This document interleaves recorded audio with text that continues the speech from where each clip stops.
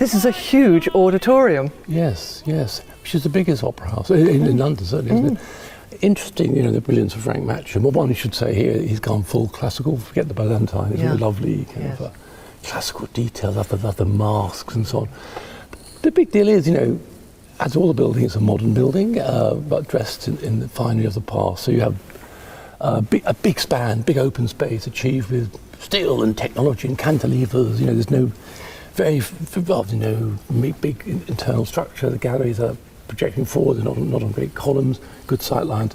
And the brilliant thing is, it's big, but it's intimate. It's not intimidating, as the gallery fronts come forward, and so you feel it's a small space, but you realise it's the biggest theatre space in London. So it's amazing, so successful. Again, you start to think about the ingredients that create a successful space like this. The atmosphere, obviously, is to do with the lights, the ornamentation. This obviously, economy was an issue, so obviously repetitive, but that is the way it is with classical women. All the faces are the same, which is fine, and good for acoustics, absorbing sound, don't they? Yes. Plaster and gypsum and hessian and so on and so forth. Yes. And up above, of course, is the dome, And I guess that would have been a big ventilator up there, electric from the start, not the horror of gas fumes. Yes.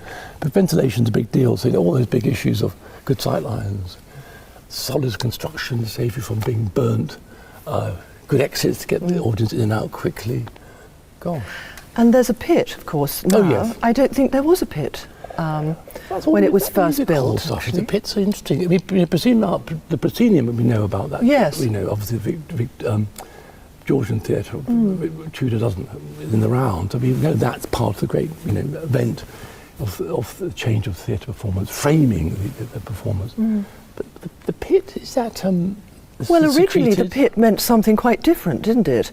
The pit, actually, in a theatre was really the stalls, where the stalls are. Yes, indeed. So those were the cheap seats.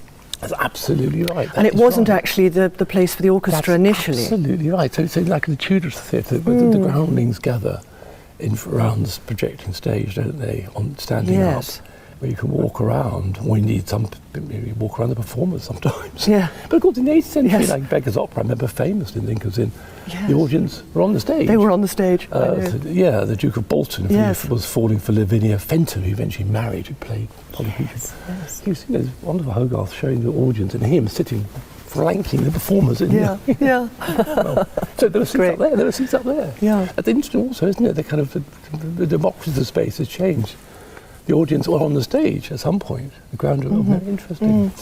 We are very lucky that it's here, and very lucky that it continues to function so well, fulfilling the purpose for which it was made, over 100 years ago.